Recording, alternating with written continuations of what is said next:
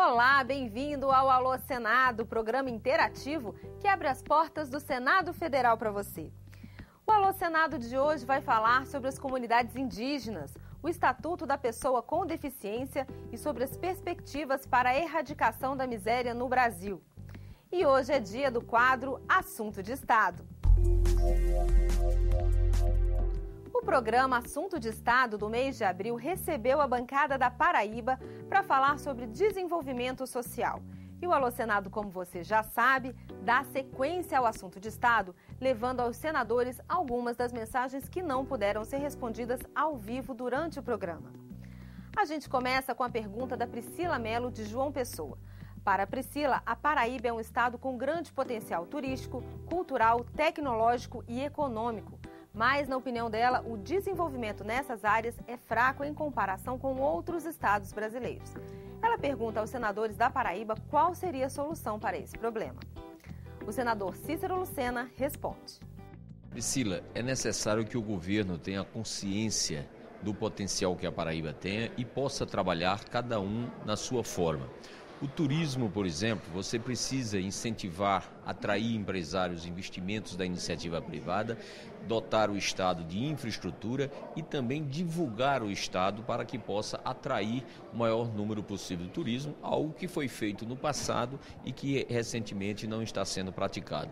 Na área de tecnologia, nós temos um berço muito forte, que é o berço de Campina Grande, que já tem projetos através da universidade, projetos ao longo dos anos muito importantes. Precisa também a presença do governo na busca de empresas grandes que possam se instalar laboratórios de pesquisa para, consequentemente, promover o desenvolvimento dessa área e o estímulo à nossa mão de obra com a qualificação, com a formação, para que esse setor requer muita qualificação no sentido de poder ser desenvolvido. Na área econômica, nós acreditamos que esses fatores, além da cobrança da dívida ao governo federal, pela dívida que tem de investimento para com a Paraíba, nós possamos fazer um projeto estruturante que possa captar grandes empresas e, consequentemente, um volume maior de emprego e de mais renda. Lá da cidade paraibana de Juripiranga, o Severino Lucas Filho manda sua pergunta para o senador Cássio Cunha Lima. Que ações ou projetos podem ser realizados com vistas ao desenvolvimento sustentável para que o estado da Paraíba seja reconhecido como parceiro nos movimentos pelo meio ambiente? E aí, senador? Severino, é importante que estejamos dando atenção para a obra da transposição de São Francisco nesse instante, que é fundamental para o desenvolvimento econômico e social da Paraíba e do Nordeste. Agora, o equilíbrio ambiental com as obras de saneamento também são tão importantes quanto a própria transposição. A Paraíba precisa de pelo menos 300 milhões de reais para fazer as obras de rede coletora de esgoto em todas as cidades que ficam às margens dos rios que serão contemplados com a transposição. O governo do estado já vem fazendo projetos nesse sentido e me parece ser este o principal tema de preocupação na atualidade para o estado da Paraíba. E quem encerra a nossa repescagem do Assunto de Estado é o Batista Alves, de Santa Luzia, no interior da Paraíba. O Batista diz que os parlamentares, quando falam em desenvolvimento, costumam citar apenas as grandes cidades do estado. Ele pergunta aos senadores como desenvolver os pequenos municípios.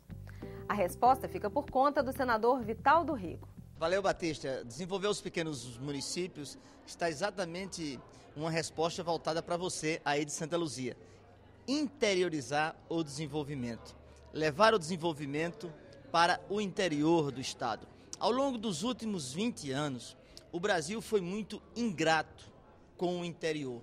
Se procurou desenvolver uma costa litorânea a 200 quilômetros do mar. Só procurava desenvolver uma faixa de terra a 200 quilômetros do mar. Por isso que o Brasil do interior ficou tão diferente do Brasil do litoral. Nos últimos anos, o olhar deste novo Brasil está procurando ver o interior e tem que levar educação, alfabetização e principalmente conhecimento. Com isso, nós temos emprego e renda. Na nossa Paraíba, nós temos 21% da população acima de 15 anos analfabeta ou com pouquíssima instrução. Emprego e renda nos falta. Você aí de Santa Luzia tem um potencial enorme, mas precisa levar educação. Para você, nós estamos trabalhando um Instituto Federal de Educação, um braço de um IFET aí. Tem uma potencialidade enorme o Vale do Sabugi. Meu beijo carinhoso. Da cidade de Minduri, em Minas Gerais, vem a mensagem do José Alfredo Nascimento, dando os parabéns à TV Senado pela qualidade da programação. Na opinião dele, além de informação, entretenimento e cultura, a TV Senado dá a seus telespectadores uma aula de cidadania. José Alfredo e a equipe da TV Senado recebe esse elogio com muita alegria. Do lado de cada telinha, a gente continua trabalhando para oferecer a todos os brasileiros uma programação cada vez melhor. Em nome de toda a equipe, o Alô Senado agradece a mensagem e espera contar sempre com a sua participação.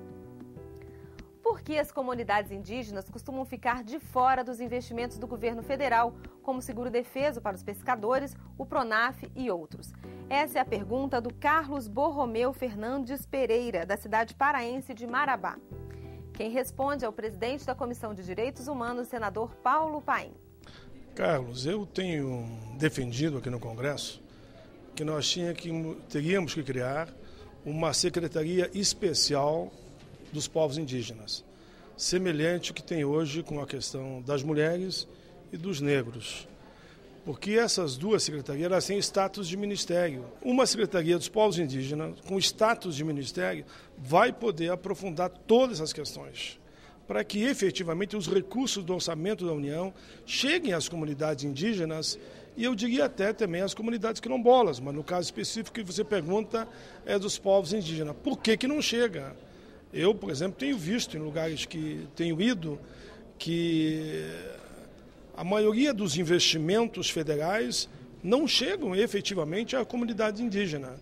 E o caminho para mim é isso, é nós transformarmos o que hoje é a FUNAI, podia até manter a FUNAI se quisessem, mas tinha que ter uma secretaria especial dos povos indígenas com caráter de ministério para fazer que com a força dessa secretaria, repito, com poder de um ministro indicado pela presidenta, que vai participar de todas as reuniões, quando a presidenta reúne os seus ministros, vai intervir com força para fazer que os recursos do orçamento em todas as áreas cheguem também ao povo indígena.